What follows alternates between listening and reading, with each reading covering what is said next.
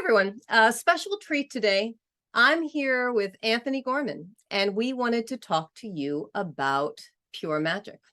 I've enjoyed doing healings with Anthony. It's been a number of years now, hasn't it, Anthony? Actually, quite a few years. It's been quite a few years. And I remember approaching you saying, I really wanted to work with Anthony. You see, I really wanted to collaborate with Maybe 10 years, because we were finished the book of Pure Magic around 2012. Yeah, Remember? that sounds right. Happy So anniversary. quite a climb. And I really wanted to collaborate with Anthony and work with him and see where this work could go. And so we started doing these healings. And I've been getting a lot of questions. We've been doing them since then. I've been getting a lot of questions about, why are we structuring the healings the way they are? Why don't you do them online? How do you come up with your topics? Why are you using pure magic? So I thought we would get together. I suggested we get together. We just talk a little bit about the pure magic healings, how we structure them, and where we envision them going. And of course, our current theme, opening to blind spots, which has been extraordinary work. But let's start from the beginning. So, let's, just sort of talk about, let people know what we envisioned when we started working with pure magic. I mean, why pure magic as opposed to some of the other higher level tools? How would you speak to that? One way of saying that is that when we're working with any of the higher level tools, be it Omega or Jewel or Merlin's Grace and everything else, pure magic has already been structured as that tool and given as a transmission.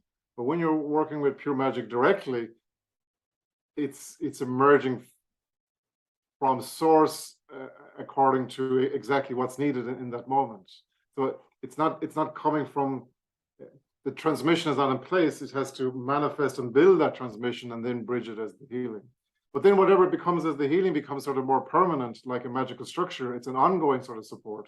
So instead of it just being a healing where I'll clear some conditioning and evolve the system, a pure magic healing, whatever it does in the system becomes its own sort of transmission. It becomes a permanent support. Yeah, no, I think that's beautifully said. I mean, it really is unique in how it works. It becomes, I use the language, a template for transformation.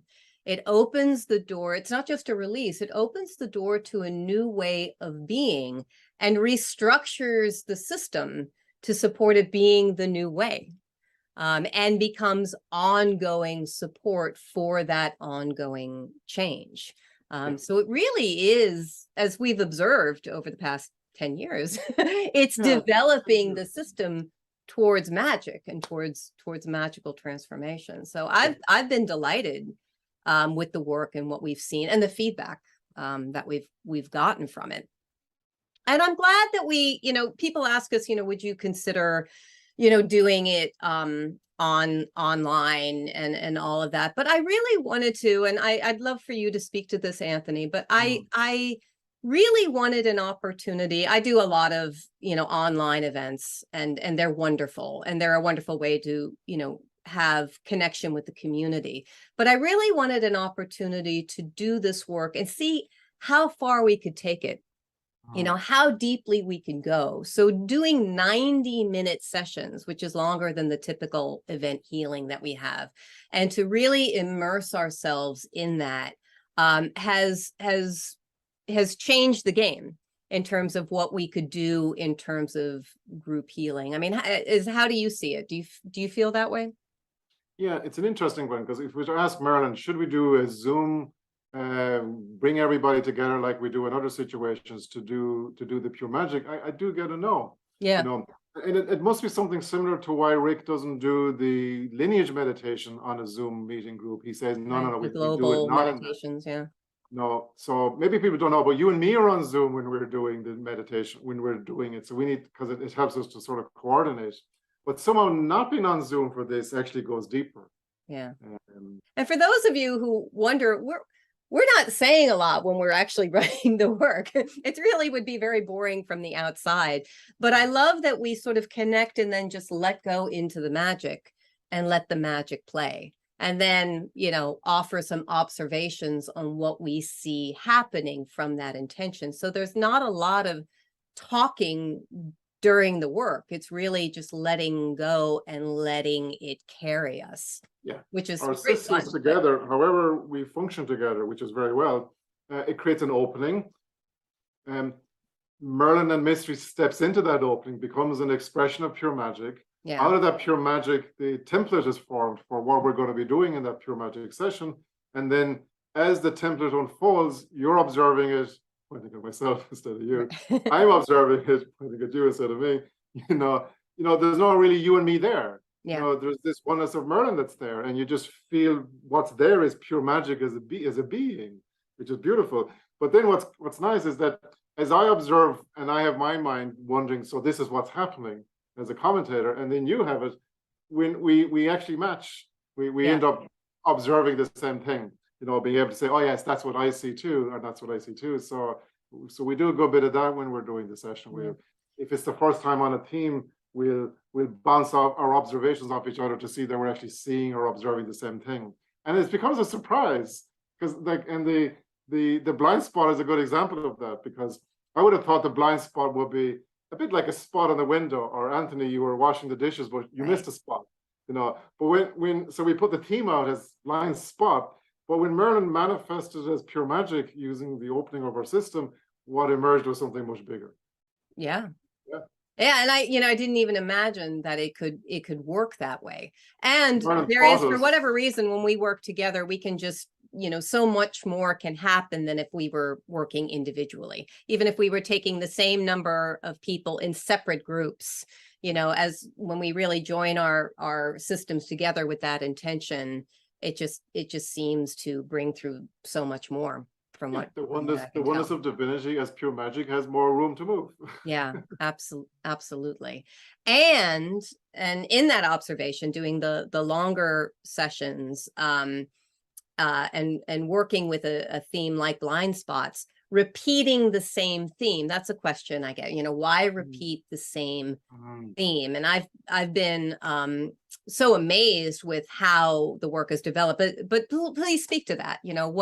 What do you feel is happening by repeating the same session a couple times? For ones like the blind spot, because Merlin is always taking everybody where they're at. So he can't just do 10 out of 10 for somebody. He has to take them where they're at. So it could be in the first session, you need to kind of ease into it. Second session, maybe easing in more. Third session might still be easing in more. Fourth session, you're ready, let's jump. But now there's a big movement. So part of the repeating has to do with the person receiving it. You have to drip it, and then something is ready to open in a bigger way. Sometimes I'll have a student come to a foundational training and they're so ready, everything, their whole life changes. And another person, it's so challenging just to survive foundational training. They need to ease into it. Sure. But then there's there's a bigger jump at different points in time for people. So part of repeating it is because it's a gradual process. You have to be. It is. It's an ongoing process. You can't just open the flower. You've got to nurture it. Yeah. So each session is nurturing the person uniquely according to what they need, giving you how much of that you can take. Yeah. I've said to Merlin sometimes, turn it down a bit. You can't take any more. Yeah. And it's true. I mean, it'll take you where you are from the point that you're at. We think of, oh, I'm going to work on this issue and it's done. I'm going to do this type of healing and now I'm fixed. Or, but we're really entering this ongoing process of transformation, and to watch that intention deepen and change in terms of how it's executed and expressed each time has been amazing. And we didn't really see that until we started repeating our themes like 2 or 3 times. So, I hope that we'll continue whenever we pick a new theme, that we'll really have a chance to, and people can just do it once or they can do it a number of times, whatever feels right for them, but to really see how the work deepens and trains the system for a new kind of opening. So Exactly. that's exciting. So let's talk about, the blind spots and what we've seen with that healing, the opening to blind spots. Like you, I mean, I figured, oh, it's going to help bring your awareness into one thing that's hard to Yeah. see. And Yeah. it's important to bring awareness. And that was kind of, and help it release more easily. That's Yeah. kind of what I imagined it would be like, but who knew that it would retrain the system to not have that kind of holding anymore. I mean, what's been your observation about that and how it's Yeah, played? exactly that. I was maybe trying to think of some analogies, but in terms of a blind spot, you could imagine my entire head is a blind spot because my eyes are facing forward and this is my field of vision. So all of this is a blind spot. In other words, the blind spot isn't just a spot on the dish, it's the entire dish itself. Yeah.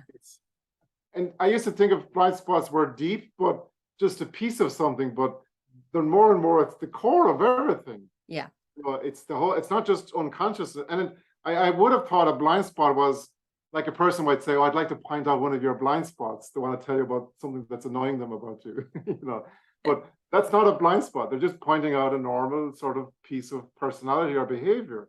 But a blind spot is something much deeper and more fundamental. And here's one way I've looked at it more recently is the blind spot is a place in my consciousness, in our consciousness, where there's no way I want to or would ever go anywhere near that place because there's so much fear and panic there. Yeah. Unless Merlin's pure magic grace can create bridging there for me gradually to bring me to the day that I can go in there, it's not a blind spot, it's more where I'm coming from. Yeah. But I can't get to that place to Right. come from there because there's too much fear and panic. It's so core, it's unimaginable to give it up. Yeah. It's unimaginable to give it up. And so of course it's threatening because one can't imagine. And so it goes so much more deeply and requires more transformation to change than anything else I think we've worked on, And to it's go much after. more existential fear as well. It's much more like, I could point out something about your behavior, Lorraine, and you kind of go, oh, okay, Anthony, all right, fine. But you couldn't point out a blind spot because it would bring up so much. Yeah. You have annihilated me, it's like you're judging me, you just can't, it can't be pointed out in that way. It's not, a blind spot isn't just a spot in the normal psychology, it's something much more fundamental. Yeah. And it is shattering when something like that changes. We all know the feeling well. We've all had those moments where something so core was revealed, and it changes the whole perspective, the whole worldview, your whole, which touches into potentially every relationship and your relationship with life. When something like that changes, it's so fundamental. It can be a complete upheaval, which is why we're so grateful we have magic and grace that plays through in this way, that offers, support in that transformation. Exactly. And pure magic is the types of healing that's doing that. When we manifest it from pure magic, it has the capability of being able to bring in that sort of maturity for consciousness. Yeah. And it's fun. Being human. It's delightful, it's wonderful working with you and to bring this through, and it is for students only. And part of the reason I want to do that is like you, I'm sure when I started teaching full time, I couldn't sustain an ongoing practice. So we wanted to bring something to support the community in an ongoing way. And so this has been fantastic. And the healings we do have, you need so much context around avatars and Merlin and magic. There's no way we would want to do it for somebody who's not a student. Yeah. So I look forward to keep on keeping on. So our next one is going to be December 10th and 11th. It'll be our last one of the year, and then we will look forward to what 2023 brings. So anyway, thanks for hanging out with me, Anthony. It's good to see. This is fun. We should do this more. And take care, everyone. And we look forward to seeing you sometime soon. Okay. Take care.